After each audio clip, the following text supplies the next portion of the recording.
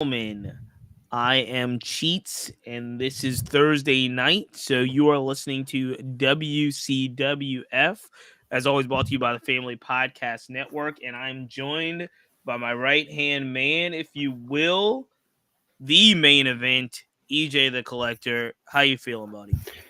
Cheats, I am here. I am present. I am accounted for, and as always, I am accountable. But I come here with heavy heart, man. Heavy heart. If you're a wrestling fan and if you're doing a wrestling podcast, there's no way to avoid uh, having to address some news that you probably weren't planning for an hour and a half ago. So I was all ready to talk about some new figures I acquired from Ringside Collectibles. They're still doing their all-in sale. I did pick up the private party figures, Mark No. Queen and Isaiah Yeah. Cassidy, the now Yeah. defunct tag team. But there are much deeper matters to discuss right now. So Cheats, we'll get it on. Let's talk about it. Yeah. Look, it's always tough to do a show immediately when you're just kind of not even being able to process some really difficult news. And, I guess it was about an hour ago or so, maybe an hour and a half ago, Triple H came on, X, formerly known as Twitter, and announced that he had talked to Mike Rotunda, and Mike Rotunda had informed him that his son, Wyndham Rotunda, aka one of our favorites that we always talk about here on the show, like literally just about every episode we talk about uh, Bray Wyatt in his role in wrestling and his character. Triple H posted that Bray Wyatt had suddenly and shockingly passed away. We did know that Bray Wyatt was battling what they called a quote a serious illness. Mm-hmm. However, the last conversation we had, which was Tuesday, about Bray Wyatt, was that they announced that he was really preparing to come back from the serious illness, and alluded to that his comeback would be pretty imminent. Like they announced it like he had kind of overcome the illness and he was back to hopefully in our minds, in ring return I'll say I sooner. don't remember exactly what they released, they being WWE versus what wrestling journalists had Right. reported. But yeah. We were under the impression that he was on the Mm-hmm. mend and going to come back sooner than later. And Mm-hmm. now we hear this shocking news that Bray Wyatt, Wyndham Rotunda, had passed away. And so, like, this is not the time. I'm going to tell you now, everyone, ladies and gentlemen, EJ here. This is not the time to kind of fully get our thoughts together on Bray Wyatt, as a performer, and some of the things that we could actually do tonight about the late legend Terry Funk, who's like now. This is just a brutal week for wrestling altogether and wrestling Absolutely. fandom. Yep. But I'm in. So when you get shocking news like this, obviously in the wrestling business, we kind of go to Brody Lee, kind of in the shock of like no one kind of knew what was happening, and then they just announced he passed away, and everybody's like, "What's going on?" I was talking to TG via text earlier when we got the news, and he says this could be in his like top three, top five of all time biggest celebrity shocking passings that he's ever like for us in our generation. I think the biggest kind of most shocking one in our lifetime right now is probably Kobe Bryant. Like the Kobe Bryant helicopter accident, for somebody that is just out of the blue. No one kind of expected, kind of hits you in the chest. I was Mm-hmm. talking to TG, and I was telling him I'm a big follower of hip hop. So the hip hop sudden passings, the Tupac and Biggie murders were like we remember where we were when we got the news that Tupac had been shot and killed. Mm-hmm. Tupac, Biggie, and Nipsey Hussle all were murders. So they were all kind of this shocking, like, no health issues, no nothing, like no reports that they were feeling ill or no struggling at the time with substance abuse. So those are just kind of the out of the blue, you Mm-hmm. know, like unexpected.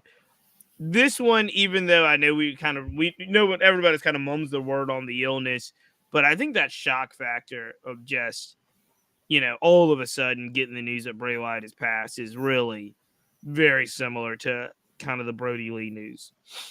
Agreed. And hadn't even really put it in context outside of wrestling, and hadn't really put it in any kind of context yet because, I mean, we all learned about it 90 minutes ago. I'll be honest, my immediate reaction, and I'm not being, I was sad for his family. I was sad for the wrestling world, for those who loved him, which was a lot of us. Immediately his family, immediately his kids. He has young kids, some as young that may not remember him. But then, just I linked it with John Hubert too, and just another profound talent loss, not just in wrestling, but in the world of entertainment. He was creative. He could have done a lot of things. He could have been a horror screenwriter if he wanted to. He was one of the last characters, and I don't want to talk. We don't need to talk about his career too much, but he was one of the last characters that was a larger than life and not just another person out there. He was dark and mysterious like The Undertaker was. He was creepy like Doink the Clown was, but he was also a character that produced images and gave you feelings that were why I'm a wrestling fan. And he was one of the last to do that, and he carried that post-punk era as being sort of the Undertaker's quasi replacement, although never directly addressed as well, everyone got the feeling. Did the whole Undertaker whisper in the ear. Maybe they passed he was the, when you think about it, there's Crow, Sting, Undertaker, and this Bray Wyatt character who are psychologically making that part of their character so much, and it is worked in all their cases. He was so good, and he was also such a genuine guy outside of wrestling by all accounts. I never met him, but we learned a lot about him after Brody Lee's death, about some of the struggles he went through. Had some returns, but it's just tragic. There's no point. We'll talk about his career on another week, maybe on a Tuesday show. Yes, it is on par with the biggest wrestling shocking deaths. It is tragic in different ways than it was with Chris Benoit, but it's tragic in a lot of ways.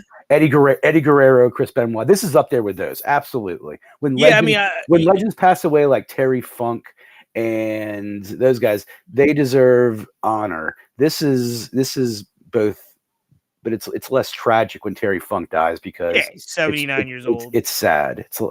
It's less tragic when the Queen dies, but it's more tragic when Michael Jackson dies or Nipsey Hussle dies or those sort of shocking things because you don't expect it, and it's sad.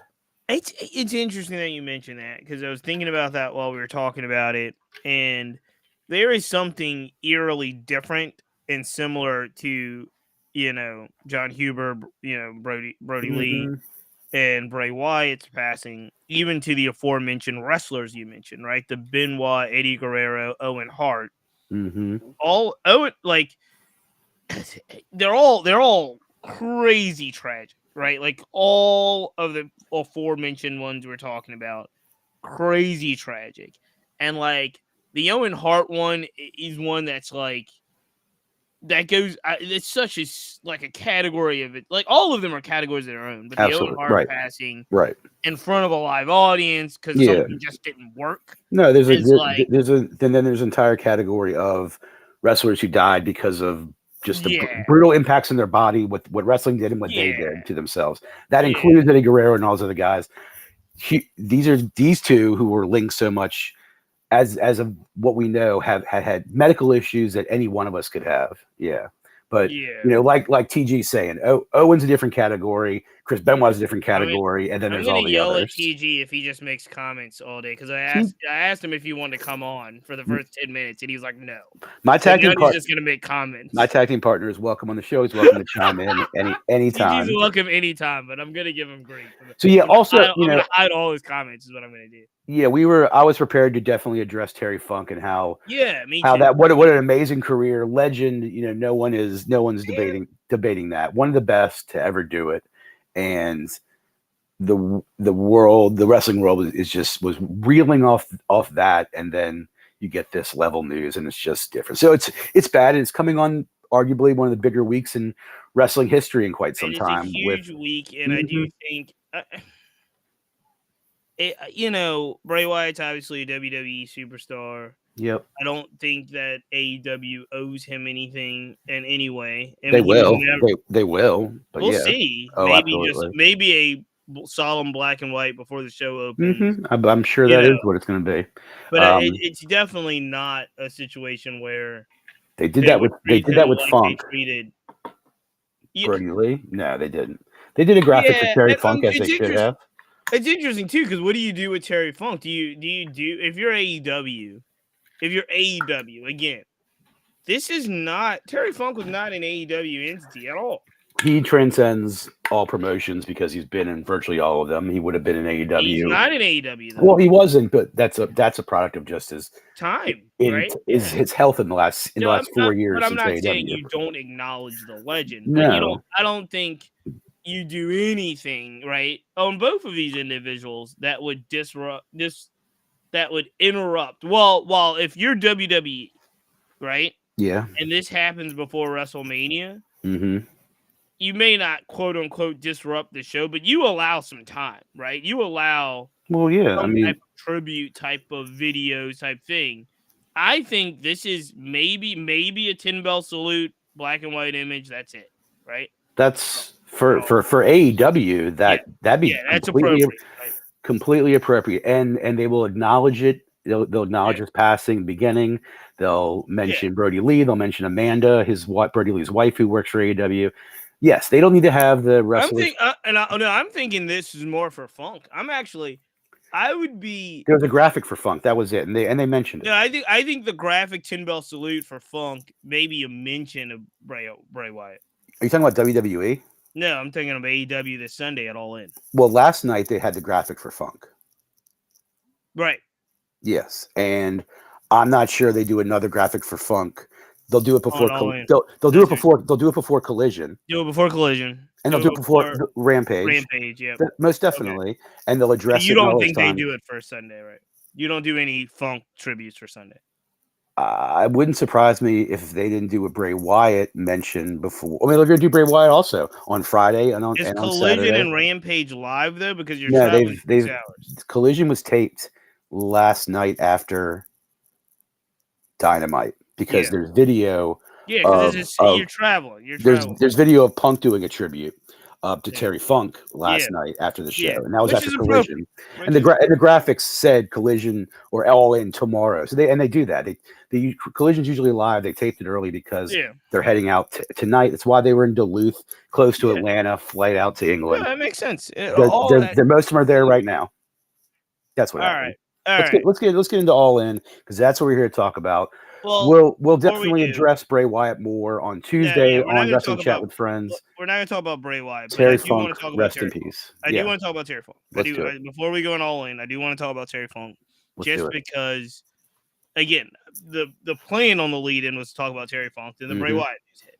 Yeah. I do want to get your most vivid time period of the legend Terry Funk, because I've got one that's really stuck out in my mind, and I think it's obviously due to age.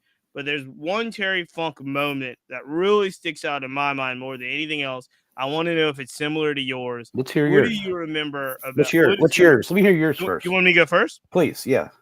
So I don't know if you guys remember. This was a I think it's early WCW days. I don't think it was NWA days. I think it was early WCW days. Okay. Ric Flair is returning from injury, and it was a big injury. Ric Flair had been out for a long time.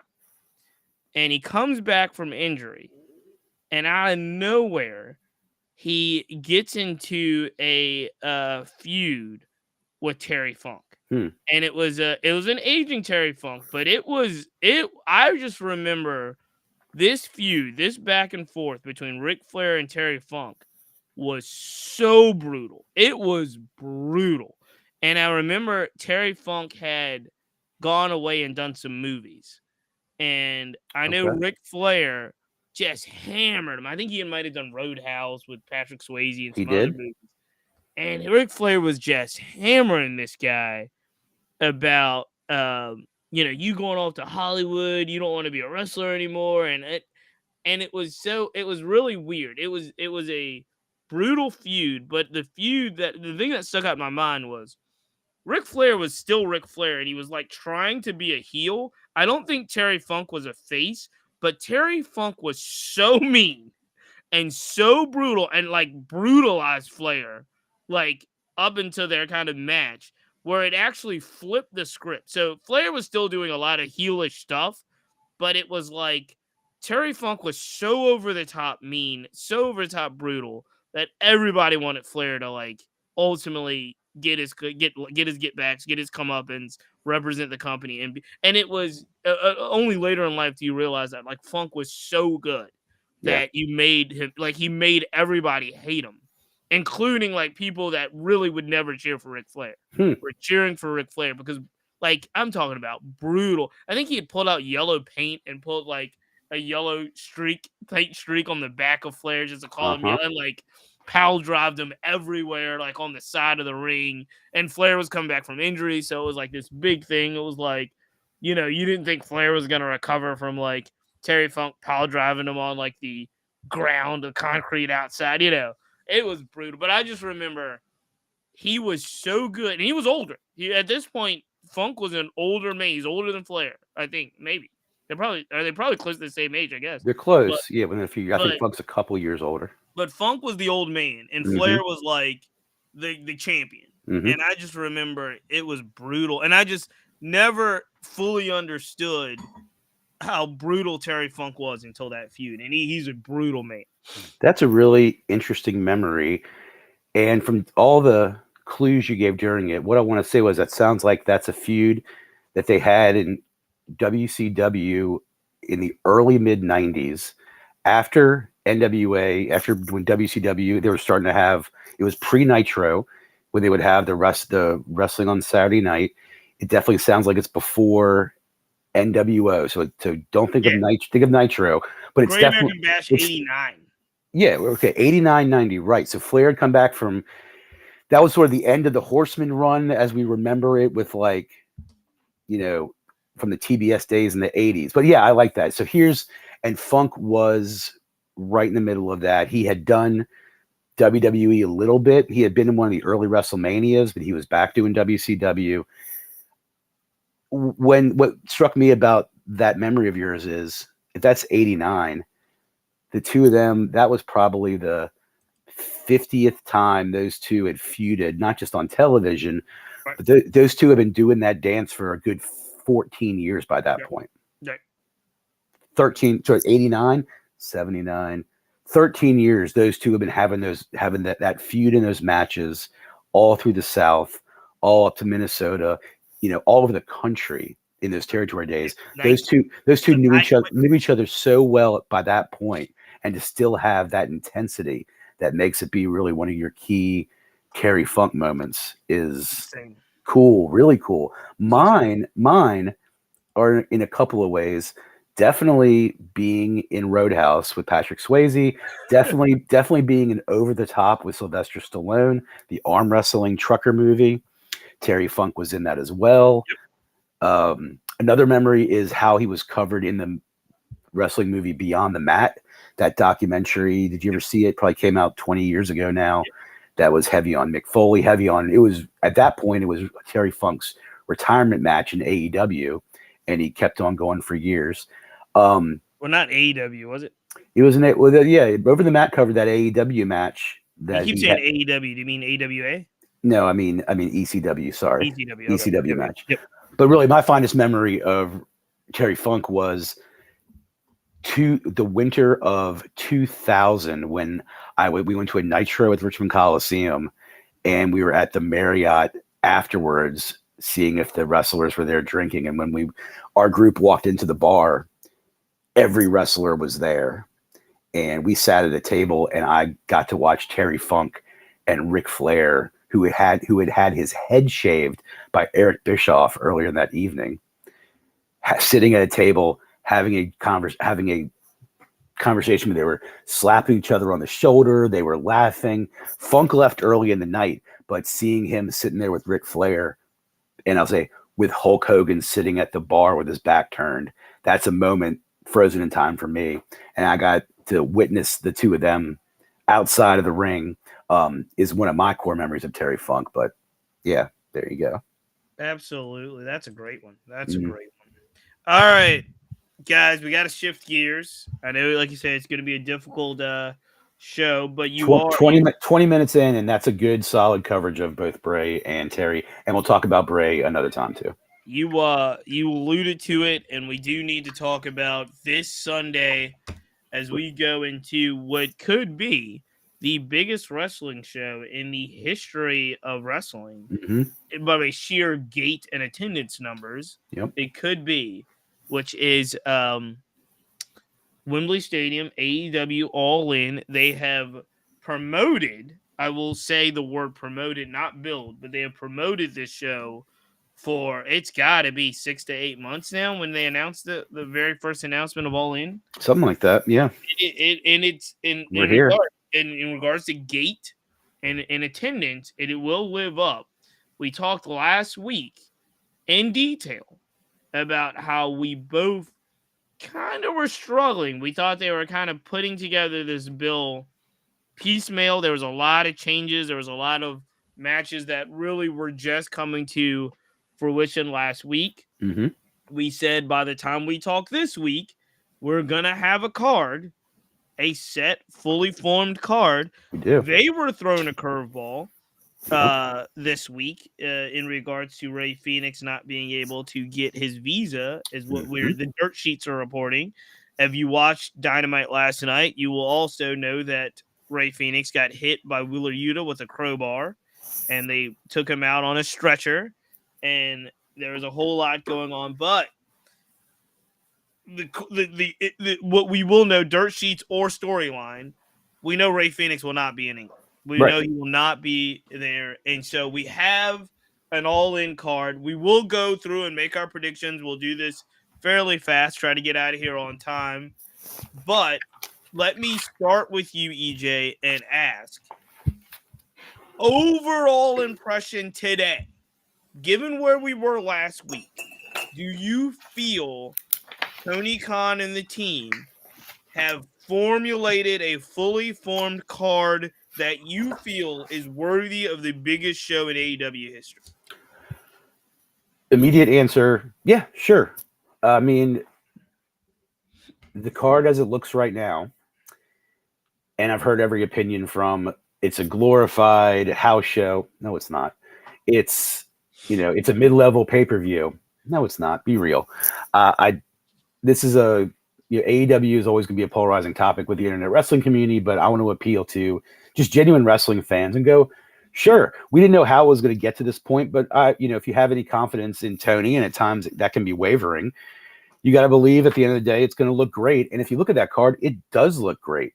I could look at some individual talents and say, I guess I would have expected it to be this or that, and we have some preconceived thoughts when it comes to like a big international match, because we've seen lots of amazing international matchups before. But the card as it stands right now, and I think it's probably not over yet. There might be one or two more either for 0 Hour or the show itself to get booked. I'm completely excited and at this point satisfied. But again, they have to deliver, and the pressure's on them now because fans have spoken. They're going to show up. I don't know what the buy rate will be, but for this card, they can have my money. All right. If we're ranking it 1 through 10, Okay. At this point, where do you say the all-in card, just on paper? Because again, we can't predict if the matches are going to pan out. We can't predict 100% of the chemistry, but where do you say 1 through 10 AEW's 2023 all-out Wembley Stadium card? What number do you give it? Oh, sure. I'll give me an 8.75. Yeah, 8.75 out of 10. Let me give you an 8.8. I'm rounding up. I'm not doing 7.5s. Come on. 8.8. Yep. All right, give you an 8.8 or an 8.7. Give me an 8.8. It's a solid card. It's being represented well by Dynamite, what is now a soft brand split, Dynamite and Collision. Okay. There are a couple of storylines you can look here that have been built over several weeks. They weren't all thrown together last week. And there are some glaring omissions because of injury, but there's little that can be done about that. Right. And I like that it's not too overrun with some of their other partnerships that it feels too much like Forbidden Door either. Right. It does still feel very AWE centric. I don't think you have any Ring of Honor events on this show. You don't promote it as a co-AEW Ring of Honor. So I'm bought in. I like it. Are you in agreement with me, or you still have? I'm going to downgrade it a little bit. Okay. I'm going to give it an 8. I'm not going to give it an 8.8 because you're closer to 9. Okay. I'm going to give it an 8. I don't think that the challenges that they face for AEW All In are challenges that they can't overcome in regard to injury. Like Danielson's not going to show up; he's hurt. Yep. Right, so he can't Yep. perform. There's other presumably. Right. There's other key injuries, right? That take them out of some of the card that is. But I'm going to give them an 8 because if I'm looking at on paper, the biggest delivery of matches that they could do, or any pay-per-view any company could do. I like the MJF Adam Cole story. I like the story. I think they've done it. I think they've done a really good job. I think it's the best story they built for All In. Agreed. I do wonder in my mind, is MJF Adam Cole the biggest match AEW can deliver? No. And I asked that by saying,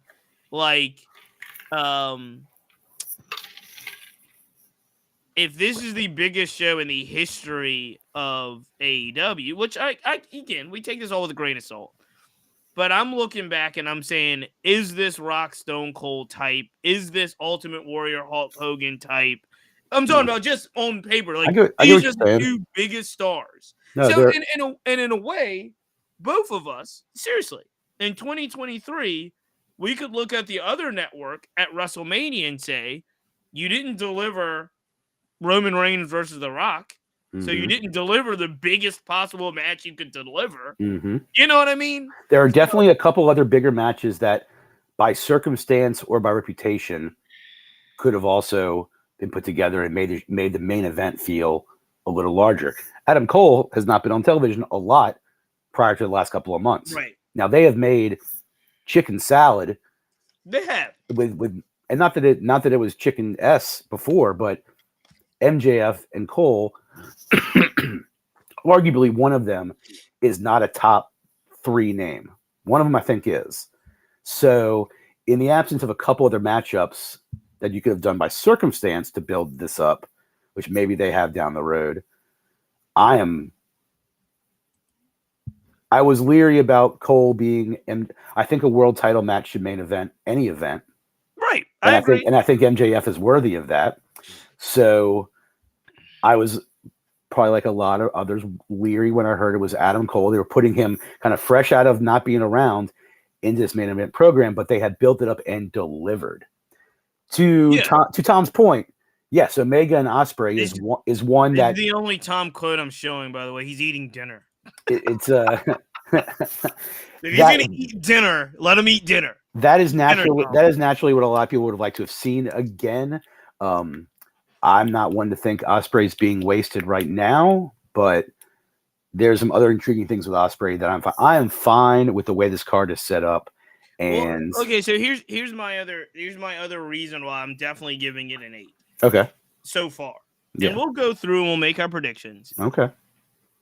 Outside of that build, right? That build of the main event, which again may not be the biggest match they could deliver, but a really good build. They really build up. Yep. The rest of the card to me does seem like if you took that match out, the main event match out, and then you just give me the rest of the card, that's where I might give some credence to people saying it's a mid-level pay-per-view, or you know what I mean? Glorified US Open 2 days. Well, there are a lot of Good, solid match. There's a lot of tag matches and larger matches that is definitely surprising, and breaking a few of those up into singles could have worked too.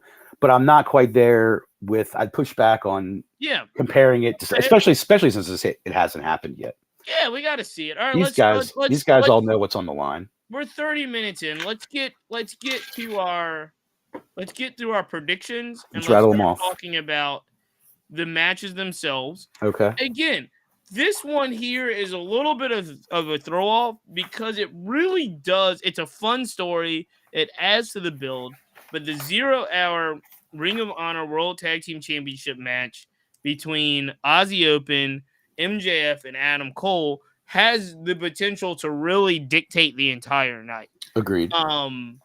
So I don't know. They could go a million directions with this. They could give us a 40-minute, 45-minute banger. They could. I don't think they're going to do that because these guys are the main event at the end of the night as well, fighting each other. So I would be very surprised if they give us a really long match and then turn around and give us a class. Because here's the thing. The main event still has to deliver. It still has to be a classic one-on-one match. So you can't mail that in. So the question is, you can go a million directions in this. They could win. They could be fighting each other for the heavyweight championship, but still continue the storyline as tag champions over at Ring of Honor. Right. They could lose. One of them could turn on one each other. There's all it. So I will say this. I am so intrigued about what that 0 Hour match does. And that's a great setup. I am still Aussie Open wrestled last night in a really good tag match. They don't do it for me. They really don't. They won. I'm glad they kept the belts going. They wrestled the Hardys. They just didn't do it for me. Like, even neither one of them. I hate to say it, in 2023, the Hardys don't do it for me either. So I'm just like, geez. But they could go a million directions with this. I'm going to go with the obvious. I'll let you zag. I'm going to go with the regular straight down the middle. They lose the 0 Hour match. Some shenanigans happens in which they, hate each other at the end of that match to build up for their main event match. So that's where I'm going. Aussie Open. Mark cheats. I'm going Aussie Open retains. I've really enjoyed the storyline like most have with MJF and Cole. It's gotten comical, but it is laying a layer of impending doom. And the real hook of the storyline has been, we don't know what the impending doom is going to be. By all accounts, MJ is a scumbag. So he spent this first part of this partnership really not buying into it until he did, with almost so much dripping with insincerity that as a wrestling fan, you saw what was coming. I think that's all in doubt now, and the swerve is on. MJF has become our scumbag, like he says. And what I think is going to happen because of all this to set up their main event, I agree with you, and I think Aussie Open will win. I think it will be because of a miscue by MJF, some miscommunication, where MJF is again gets the ire of Adam Cole, and they go into their main event with Cole now looking like he has maybe the bigger problem, and MJF, dare I say, may come out of this. We'll talk about the main event in a second, but yes, I think Aussie Open will win. I think because of an MJF miscue, which will question Adam Cole's allegiance and loyalty to his best friend. Right, because there's still the Kingdom Roderick Strong thing that might play out. I don't know if it plays out in Wembley. I don't know if it plays out at Rampage or Collision, right? The truth is, it's a great story for MJF and Adam to win the Ring of Honor tag team titles. It's a great story. And go in with 2 belts each. That's a great story. It's a great story. I love it. I don't think it's going to happen though. Why are they putting Roderick Strong in a neck brace and making him a clown? Roderick Strong is a good wrestler. He's better at this. Roderick Strong has been better at this at times. This is what creatives got for you. He's making the most of it, I guess. I don't think he's as good a comedian as he is a wrestler.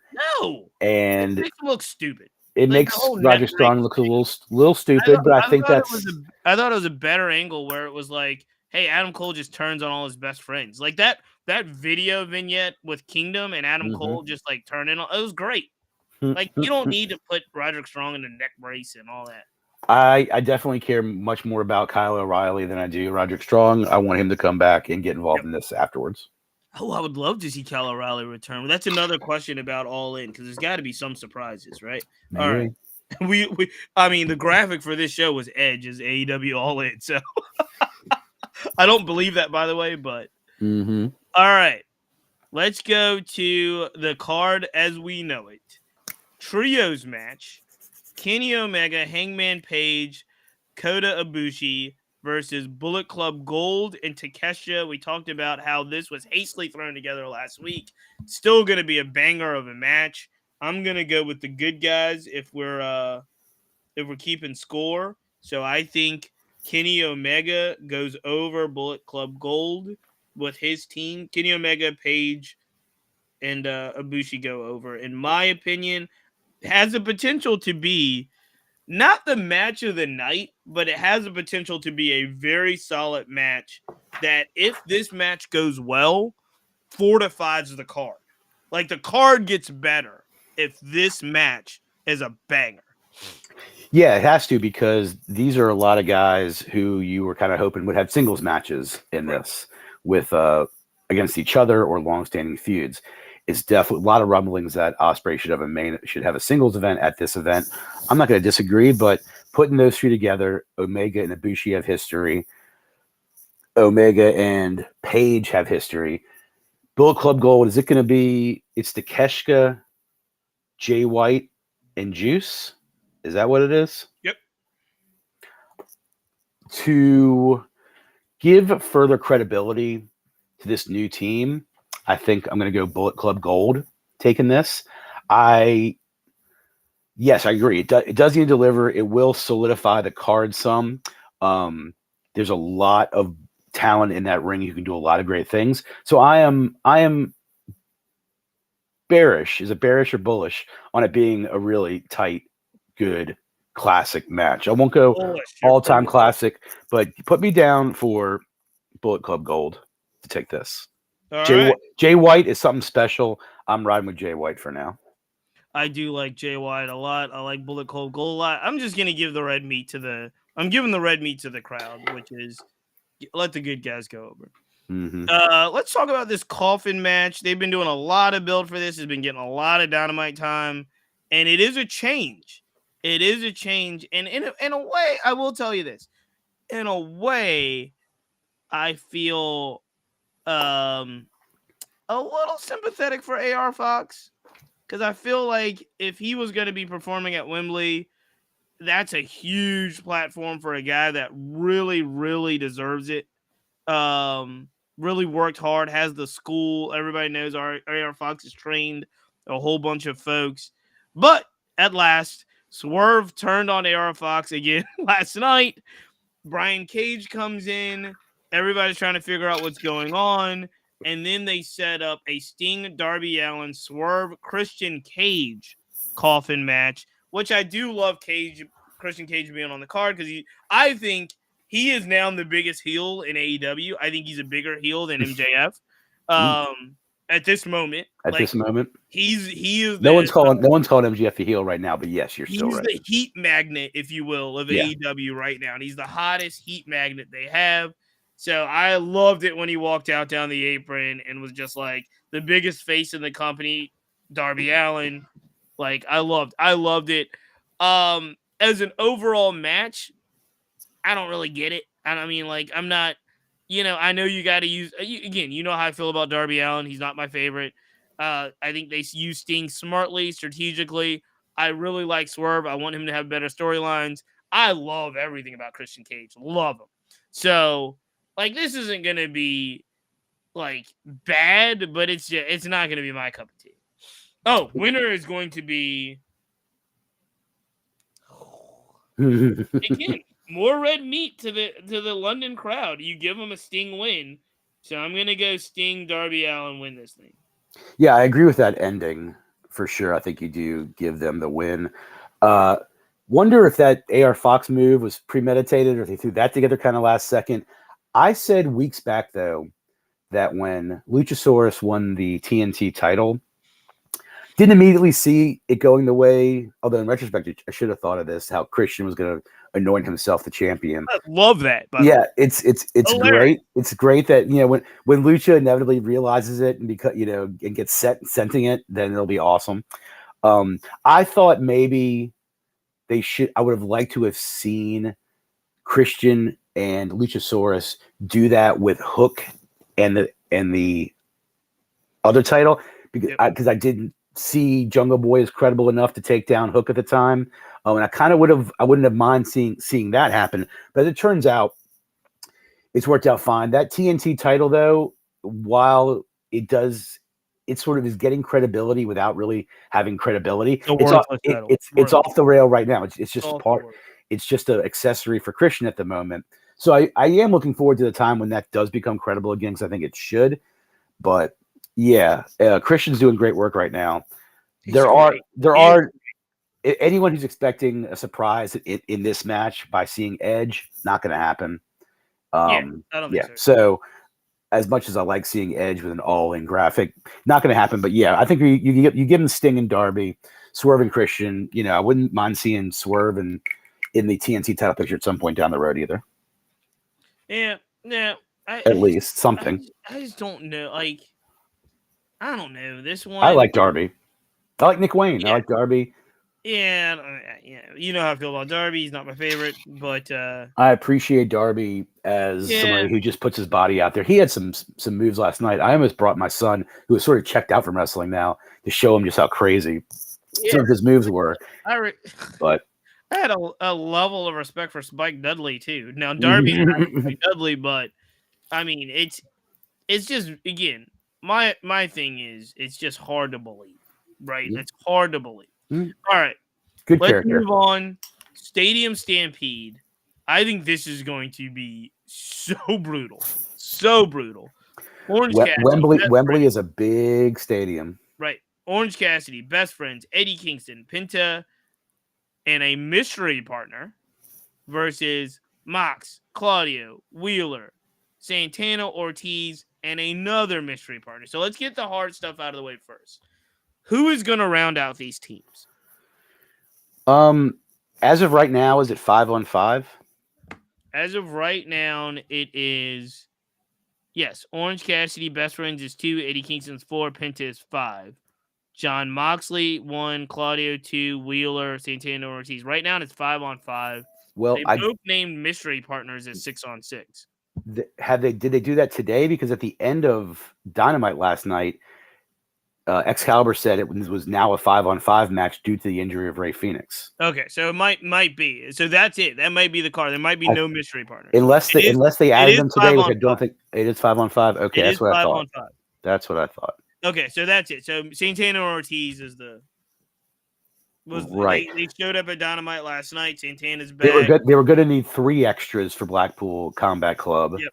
And instead, now they got Santana, a returning Santana, and a returning Ortiz, Santana from well over a year, to join the BCC now. Yeah, so Ishii can just sit down because we knew that was coming, right? Ishii or Murder Grandpa, somebody. Yeah, right. Yeah, those the New Japan guys can just sit down, right? Right. What do you think about this Stadium Stampede? I know it's going to be brutal. Yeah, no one's going to come out good in this. I can even see this being a no contest, although they probably are just going to have a winner at some point. The most interesting for me is to see the level of violence that Eddie inflicts on Claudio in this match. I'm looking forward to some. Claudio's going to have to really take one for the team, I hope, this weekend. Moxley is going to bleed all over the place. Yeah, it sucks. I always think about Sammy's golf cart spot. No golf carts in this. Like, it wouldn't surprise me if Moxley is going to be like on a horse with a joust at some point, something British. I'm going to say, Blackpool Combat Club, I guess. I'm going Blackpool Combat Club as well. You are too? Okay. Yeah, just because, again, these guys don't take a lot of L's. I mean, when they do, Willa Yuta gets pinned, but these guys don't take a lot of L's, and there's no reason in my mind for them to take an L against the Best Friends and Orange Yeah, Cassidy. And like, OC won't be part of the finish. He'll have some yeah, great spots. yeah, I am a little surprised, and I mentioned this earlier in the group chat, that in this big international event, the international title is not being defended. OC defends it every single week, which is great. Credit to him. It's awesome. But I would have thought that you'd have, someone from England challenge Orange Cassidy. Maybe that was an original plan. Maybe they had to put OC in this one. But I'm a little surprised that international title is not being defended here, but it gets defended plenty, so I'm not really complaining too much. yeah. But I'm with you. I feel like I feel like that's a miss. I do feel like that's a miss. I get what they're doing. Again, it always to me. And yes, Best Friends are really good workers. They really are. But it always feels to me like they're just trying to make Best Friends a thing. So hard.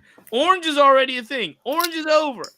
Best Friends is they have good matches and they're not like there was a time I think before the injury where I felt like Pride and Powerful were really coming into their own and like Santana and Ortiz were gonna be a thing. Like they were gonna challenge for the tag titles. They were gonna make this run. They had done it in lots of other promotions, yeah. Best Friends has always been Best Friends. They're just like good but not good enough, right? And so, I know Trent has again big runs in Japan, but it just hasn't translated over here. I don't know, man. I don't, and I just think they abuse the Lucha Brothers' talent because they're just so good. So like a Penta and a Ray, like they should they'll use Penta and Ray for that best out of 7 series with the Young Bucks and put out 7 banging matches. But outside of them winning, which I still think is the greatest AEW match of all time, the cage match with the Young Bucks, where they did go over and win the tag titles that night. They haven't gone over a lot. They've been kind of put in the backseat between the Bucks and FTR and put in that. I would say they're better than Best Friends. So I'd put them in the 3rd best AEW tag team where they could be one. All right, moving on. I love the way they were building this. They're building this as the real World's Championship, even though Samoa Joe still has a Ring of Honor TV Championship. He does. Right? He does. But no, this is personal. Rinse and repeat. CM Punk, Samoa Joe. What do you think? Like on a big card? Yeah, it's cool. I mean, I think this was easy to book if another option wasn't available for CM. They didn't have another option. If they didn't have another option for CM Punk yet with some aforementioned talent, then this is a great one. They had some TV exposure. It's a match you can say the storyline's been built for years and years and years, but we kind of had that a few weeks ago. I'm fine to have this. It's going to be a feature match. We'll see how the crowd reacts to CM Punk overseas. There's going to be 80,000 people, and CM Punk has none of these guys have ever been in front of these crowds. So we'll see what the crowd's reaction to CM Punk is. I'm kind of most excited about that for a moment, but we'll see these guys slug it out. And I think in the end, CM Punk wins. I'm going Punk too. I'm thinking the Just London crowd will be hot for Punk. I think they'll be hot for Punk. Yeah. But I'm looking forward to that pop. I'm looking forward to seeing the reaction. I'm not gonna call it a pop. We don't know yet. Sure. We'll see what it does. True. My thought though is, for lack of a better term, I hate to say it, but lack of a better term, lazy? Lazy booking here? I don't think it's a great match. I think it's being overly critical. Too harsh. A little bit. There's no storyline there. There was no storyline there. There's a 20-year storyline with it. Anytime. Oh, really? Sure. It hasn't been a high priority for anyone else, but not at all. It's fine. And I'm gonna get again. I'm gonna give you the same criticism when we get to the World Tag Match. Okay. And again, I'm not saying that they won't be good matches. Yeah. I do think the matches will have to deliver, but I'm thinking. Well, this won't be anywhere near a 5-star match because I don't think those guys can deliver 5-star matches anymore. I Probably. think it'll be a good. I'm hoping if it's a bad match, like I was telling you about the Omega Bullet Club Gold match, Mm-hmm. that match has the potential to lift the entire card. Mm-hmm. This match has the potential to put a drain on the entire card. Yeah, there's definitely a This lot. There's a match lot on is- CM Punk's shoulders this weekend. right. If this match is 18 minutes long and a dud, this does hurt the pay-per-view overall. It might. This could have the potential. Now again, if it's 18 minutes and we're like, oh, like they went to the fountain of youth, Mm-hmm. it has the ability to like give it a good like, oh man, another classic Punk Samoa Joe match. Yep. We don't know. This match is definitely a wild card. Absolutely. I do think for storyline advancement and keeping that real world title narrative going, I think Punk goes over. Mm-hmm. But this can be the wild card of the entire card, honestly. Now, this one here, I think, to me, in my mind, I will be very surprised if it doesn't deliver. And this is the Trios Championship. You know how we feel about our trios. You know how we feel about House of Black. They're taking on the Acclaimed and not... We're talking... He's going back to badass, not daddy ass, but badass Billy Gunn is what he says. Yeah. So it's the Acclaimed badass Billy Gunn, House of Black. I love everything about this. What say you, EJ the Collector? Yeah, no time for scissoring. It's down to business. They are taking this is the badass Billy Gunn who we're gonna see. Don't be surprised if you don't see some neon green in his uniform, but good to see Billy Gunn making maybe this is his last match ever. Who knows? Probably not. But House of Black is so good. However, I think they've run into a storyline issue where you're going to want to see a title change because I don't know how many titles are going to change at this. House of Black, by some, it'll be something that doesn't weaken House of Black or expose them, but it'll be, and it could be a title that they can easily win back. But I think for this crowd, I'm actually going to say Acclaimed and something about these promos the last few weeks, the way they're playing them, makes me think they may actually deliver and give the titles to them. So I'm going to say Acclaimed and Billy Gunn.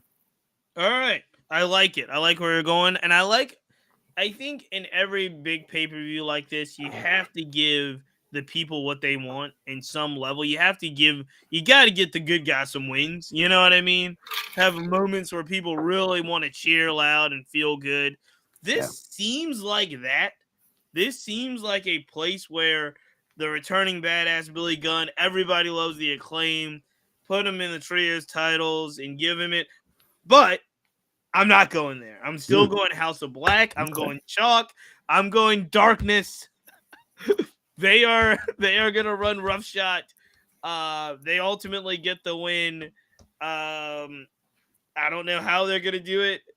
I think the storyline is better if badass Billy Gunn wins and he doesn't retire and all of that. So I'm with you. I get exactly what you're saying, but we also have agreed way too much on this card tonight. So I'm gonna go shake it up. Let me ask you this. Will this result in Billy Gunn and the Acclaim splitting up and Billy Gunn joining Bullet Club Gold with his real sons, or will it cause anything else? No, they're going to keep on keeping on. I think they stay together. I think they stay together. I think they put on a valiant effort, but the stars of this one are House of Black in my mind. Okay.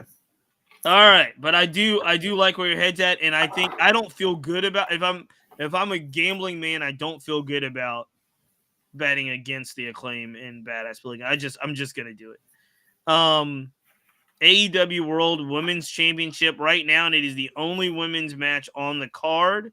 We can talk about that another time. AEW has a crap ton of work to do in the women's division. It is a hot mess in my mind. Because, for example, let's just quickly talk about 2 names that are not on this card. 3 names that are not on this bill as it stands right now. 4 names. I mean, because I can keep adding them. Right. 5 names, actually. Hold on. Because what I'm going to tell you is, of course, Jade Cargill, not on here. No Jade Cargill as of right now. Willow Nightingale, who I think could be the hottest woman in the division in regards to crowd-wise. As of right now, no Willow. Athena, not on the card. Ring of Honor champion. Chris Statlander, not on the card. As of right now. Thunder Rosa, not on the card. Yep, doesn't appear to be showing up. So I mean, again, I don't. And Jamie Hayter due to injury. You're right, due to injury. So we can't he's in the Bryan Danielson, Jamie Hayter. Because again, Jamie Hayter in London, I think that's a huge situation. Yep, nothing but to do about that. The women's division is in such disarray in my mind that they only have one match, and it is Ruby Soho. Keep it up. Yep. She'll be ringside. I'm sure, but not competing. So we've got Sheeta, Brett Baker, Saraya, and Toni Storm all in the same match. They didn't break anything up. Again, we want to keep this AEW centric, but just looking at the talent they have, comparing it to how WWE uses their women's division, I couldn't imagine a SummerSlam or a WrestleMania with one women's match and four of them in the same match. It's almost disgraceful. I would go ahead and say it. However, this particular match, I do like Sheeta. I do like Brett Baker. I do like, the Outcast. If you like, Saraya has never blown me away with her wrestling, but I like the match for what it's worth. I don't know. I guess Brett Baker comes out in my mind. She probably comes out on top, but I don't know. I'll go with Brett Baker. That's your call, Britt Baker. That's my call, Brett Baker. Britt has spoken a lot. She did it on All Access when that was on TV, and in interviews recently about her taking a step back from the women's division, not being in a title chase. She's for whatever reason she cited her reasons, and those are fine reasons, and I agree with them, and I'm not criticizing them. Toni Storm's an interesting character right now. I think she's kind of creating her own character somewhat away from the Outcasts. Sheeta, carried that title during COVID. She's fantastic. And again, you mentioned Saraya. Saraya hasn't been a fantastic performer since she's returned to AEW. You could even say her character hasn't been as impactful as one would have expected when it was such a big deal when she returned and joined AEW. And because there's not probably a lot of thought and direction right now with this title, with so many out, there's just something about Saraya and Wembley Stadium that they're going to let the Brit who grew up in the shadows of Wembley Stadium walk away with the title. Again, likely wouldn't be a long title reign, but I think to give her Saraya 80,000 people cheering her on, that's a great way to celebrate it and a great moment for her at least. And I'd be fine with it. Again, some titles are meant to be passed around. Like she's a heel, so they're gonna boo her if she wins. They're not gonna give her the I don't know about that. They might give the UK crowd is notoriously, very independent too. Yeah. So I think the idea too though is like, okay, you get Saraya the title, then maybe a Saraya Jamie Hayter. Here's the thing, because Jamie Hayter comes back, right? And then here's the news on Jamie Hayter. There's a report this week that she's not predicted to come back through the rest of this year. So Jamie Hayter's not on the radar, I don't think. So all right. Maybe Jade Cargill comes back. Who knows? Love it. I love it. All right, but here's the thing. The whole setup, this whole match, whatever happens, very high likelihood that it is not going to be awesome. I hate to say it. I'm hoping for the best. Those are all talented women. They're going to go out there and give it their all. They're also very late on the card. If this card is how it's setting up, could be. I told you I was going to say this when it came to this match as well. This is the AEW World Tag Team Championship match. They are kind of building it as a kind of underling. It's not. I don't think it's fair to say it's a co-main event, but they're building it as the match before the main event. Mm-hmm. And this is another, in my mind, like you were saying about Punk and Samoa Joe, maybe a 20-year build. This is one of those, hey, break glass whenever we need it. Put FTR and the Young Bucks together, Yep. and that's our match. They don't really have to have a build. They really didn't have a build. They tried to build something last night on Dynamite, maybe a week before that when they set the match. But, four talented guys, contrasting styles. The Young Bucks are going to do the flippity flips, and Dax and Cash are going to just ground and pound and do the things that they do. Potential to have a really good match, as they always do. Same thing with Joe and Punk, but it's like, if I don't know the history, am I invested in this story that they've built? Absolutely not. Now that I know the history, I'm a little bit more invested, but it's just like, it's a good match. It's a good match. It's going to be a great match. And I think if as much as people can be steeped in AEW history, even though it's just a 4 and change year company, then you would be invested in this. Everyone knows what it is. If you're simply a pro wrestling fan, but mainly a WWE fan, you probably don't know it as much. You know FTR is a revival, but you have a completely different view of the Bucks because you've never seen them on your television for the most part. But these are undoubtedly two of the most talented tag teams going right now. Yep. FTR, of course. The Bucks are the executives of the company. I am confident in saying that the finish of this match is not being influenced because of any executive power, but I think this is building up for the Bucks to win the tag team title. I think there is, and maybe this is where I'm about to contradict myself, I think there is no way, if Kenny Omega's on the losing side of the match with Blackpool Combat Club, that anyone else, that side, because there are sides now, would allow them to leave Wembley without a big victory. I'm glad the match is even happening because of Wheeler's issues in the last few weeks. So just glad he was able to come out here for the match, And yeah, Bucks. What are Wheeler's issues? Wheeler was arrested a few weeks ago. Did not know this. You didn't know Cash Wheeler got arrested? No. What did he get arrested for? Wow, you're out of the loop. Cash Wheeler was arrested last week. Focus on the show. Cash Wheeler was arrested last week from an issue that happened in late July outside Atlanta. It was like he was arrested, booked, turned himself in, 3rd-degree assault with a weapon. Basically, it was a road rage incident that happened in late July, and he was booked and released. It's because it's a misdemeanor issue. The judge didn't set any restrictions for travel, basically. So he's still doing this. I'm surprised you didn't know that. I did not know that. Yeah. All right. With that said, who's your pick? You're going Bucks. Again, I have no stake in this game, so, and to me, it's just not as obvious as I would like it to be. But yeah, I mean, I'm gonna go FTR just cause I've been watching the build up. I've been watching AEW every week, and I have no I can't. You know what I mean? Pick one. It's one of the two. You know what I mean? Yep. 6 in one hand, half a dozen in the other. I don't care.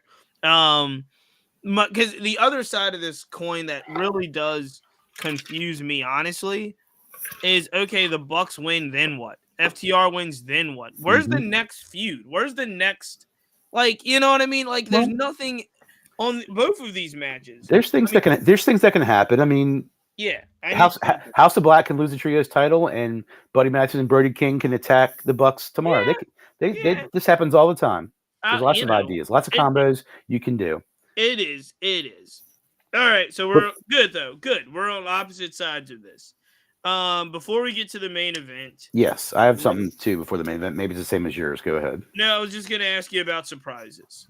I was gonna ask you. This is a big show. AEW is known for having some of the best surprises in all of wrestling. When people come out, surprise this. We haven't seen this person in a long time. Big show.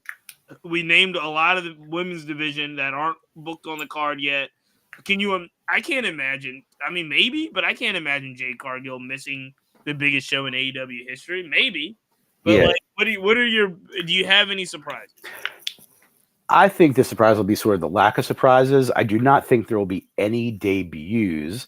I think it's the other possibility is could there be a return? The return that I would hope to see the most would be Jade Cargill. The one that I could see happening would be the appearance I could see happening most would be Brian Danielson Yep. appearing. They're going to be all over the stadium. He could come out of an office, come out, and do something real quick. So between him and Cargill, I'd actually rather see Cargill at the end of the world's titles match finally announce her intention on her being back and going after the world title.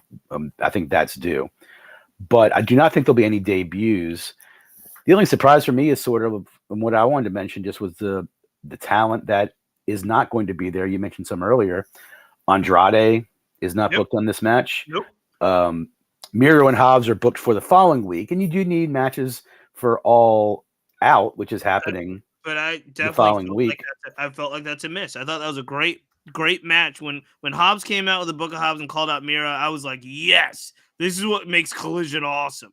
And then I was like thinking they were building it for Wembley, and they weren't. And then we already know why we're not having Ricky Starks. I think Collision will be featured more as a more centerpiece for All Out. But next week. But yes, those are all big misses. Well, this can't be a 7-hour show. I think they booked the best possible matches. Let's also remember, even though there was no chance we were going to see him, I'm missing Keith Lee. I kind of wish Keith Lee had been the one to come out with Swerve instead of Christian. But that would have been great. That would have been smart. That's what I would have liked to have seen. You got to have Christian on the bill. Here's one thing that we didn't mention at the time we were talking about the match, but I can easily see this. We both have Punk winning the Samoa Joe Punk match. Yeah. In my mind, is there a possibility that Wardlow comes out, wrecks shop, gives Punk the victory, beats up Samoa Joe? That could definitely happen. But here's, if I'm going to make a prediction about a surprise, here's it is right now. On the maybe it's not going to happen because I think this would have been reported by now. But when they tape Collision, I haven't seen what has happened with the Jungle Boy angle on Collision. He's going to retire the FTW title, right? Isn't that planned for Collision Saturday? I bet we end up getting a Jungle Boy hook at Wembley encounter at Wembley. That's my prediction. So those are good questions because there were a couple people that I did want. You mentioned them, and I wanted to ask you about. Okay. So this is good. So you think we do see Jungle Boy and Hook in Wembley? Yes. Yeah. Yes. I think so. Oh, it's going to be All Out, but I think we're going to see a Hook. Getting involved. Let's just keep it to All In right now. Yeah. Okay. I think we will. Do you think you'll see Danielson in Wembley? Danielson, yes. Do you think you'll see Wardlow in Wembley? No. No. Do you think you'll see Sammy Guevara, who's not on the card, in Wembley? No. Do you think you'll see Pac, the bastard Pac, in Wembley? No. All right. Let me change Sammy to yes because of Jericho and Ospreay. Yep. Oh, we didn't even talk about that. That is a match. Hold on. Wait a second. We got another match. Jericho Ospreay. Yeah, where did that was not listed on my card that I have, but that is definitely they did the contract signing. Jericho and Ospreay indeed. Obviously, I'm calling Ospreay in Wembley. I am calling Ospreay in Wembley. As you should. I do think that it'll be brutal. I think that Ospreay will do all the. You know what? I don't think he's wrestling the best matches he's ever wrestled in his life, but I do think that for whatever reason, Chris Jericho in a lot of these big matches has surprised me with the athleticism he can pull off. Obviously, he's gotten in really good shape. But he's actually showing me more. He's going longer. He's athletic. The Chris Jericho that's been wrestling in 2023 probably is a better wrestler than Chris Jericho that was wrestling when AEW debuted. I'm just gonna be honest with you. Yeah, I think you're probably right. I really have looked back and said man, I'm enjoying Chris Jericho matches. So, like, it's not the best thing he's ever done. I mean, this guy was a supreme athletic, like one of the more athletic competitors that we've had for a number of years. But what Yeah. he's doing now is actually, I think he's given really good matches. He is nowhere in real, like, if you were really talking about real life, there should be no reason he would be in the ring with Ospreay. Ospreay would kill him. But I do think they're going to make a really good match in front of a huge, huge stadium. And I think that, if Ospreay if you're having a dance partner with Ospreay, that is not like somebody that's going to kind of equally vest him with athleticism, then you want to give him a real pro. And there's nobody more professional in the ring than Chris Jericho. Ospreay is incapable of having a bad match. Chris Jericho is no slouch himself. It'll be great, and and like you said, he might not be doing the best work of his athletic career right now, but conversely, Ospreay is about to, as he mentioned during the contract signing, the holy trinity of Omega, Okada, and Jericho in such a short period of time.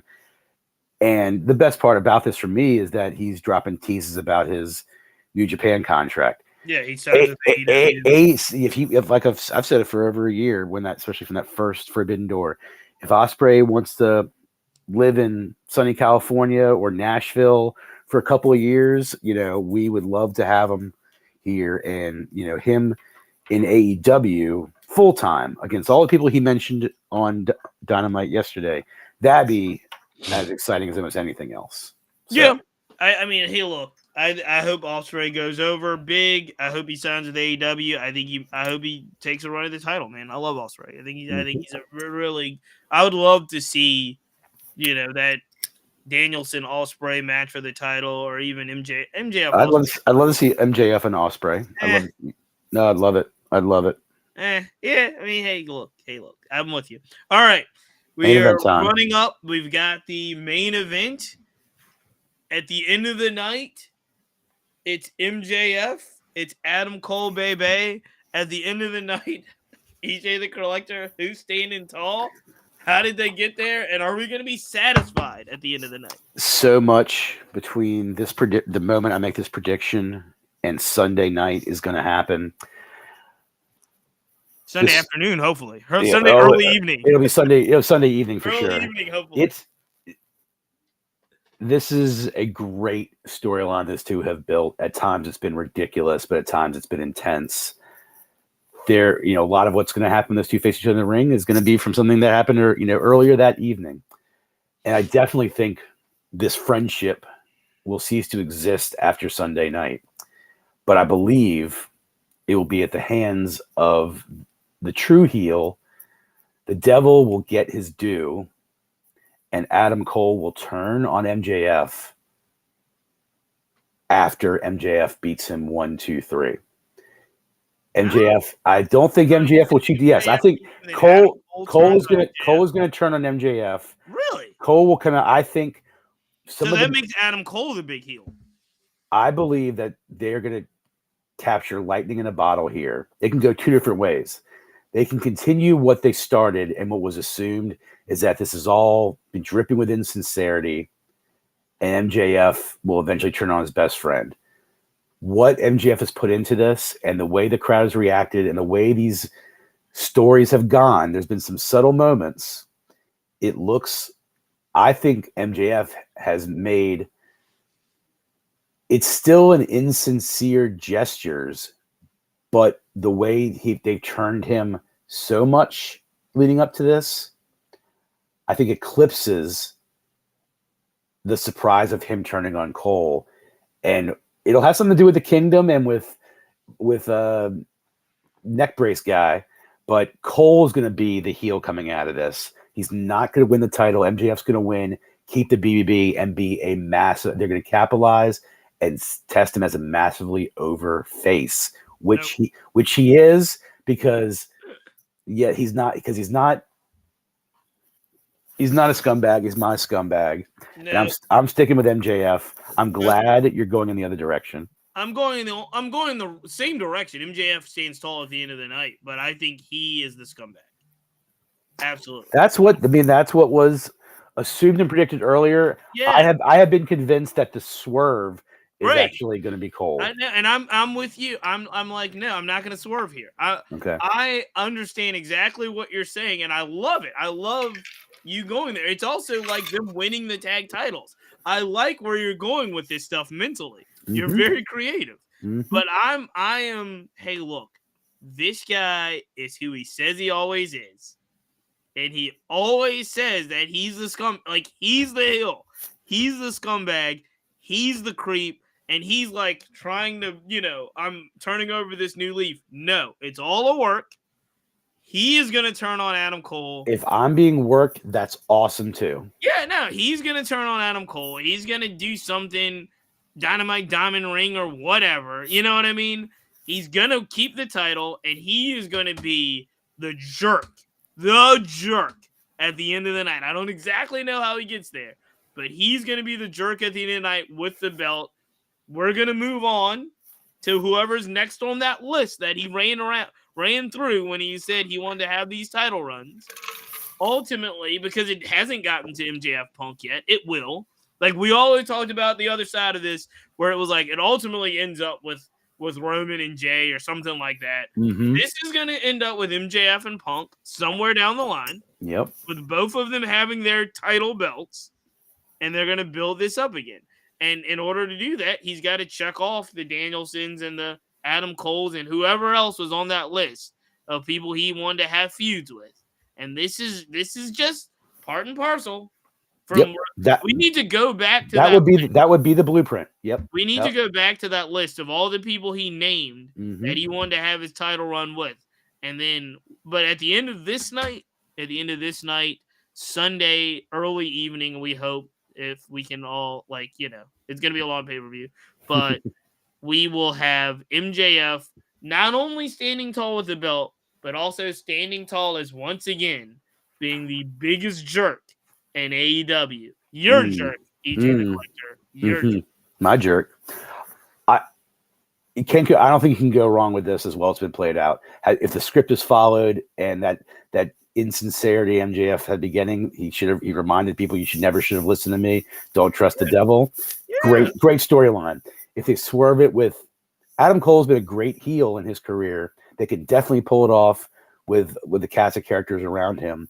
And if they do that and make MJF truly sympathetic, it'll be so good. I'm really at the end of the day, I'm looking forward to how this, like a lot of us, how this MJF Adam Cole storyline plays out. And we got to wait till the very, very end. We do have to wait till the very, very end. It's going to be a long night. We're hoping for the best. Man, and it is 9:17. We did it. We got through AEW. It was a very difficult day, and it will be a difficult couple of days as we move forward. A lot more to come on everything that we're talking about, but I do hope that, you enjoy. We got a lot of wrestling to go. We got, obviously, SmackDown, Rampage, Collision, and then AEW, the biggest show in the history of wrestling, AEW All In, live from Wembley Stadium. Man. Can't wait to see it. Can't wait to see it. I don't know how much of it I'm going to consume before Sunday. I'm going to try to get some of it in. I'm definitely going to get Collision in because I do love that show. I'm not making any promises on SmackDown and Rampage. Right. But right. We'll see how it goes. Yeah, barring some other way I get to view it, they've earned my money if I end up giving it to them to follow it, to watch it live, and I probably will. All right, ladies and gentlemen, we've got our productions. We've got it. We'll keep the book sacred, and we will probably visit us, especially on Sunday. I'm sure we're going to try to watch it. We're going to try to live tweet it. We'll probably be somewhere, somehow. Mm-hmm. All right, we're about to count this thing out. 1, 2, 3. Until next time, big RIPs, Terry Funk.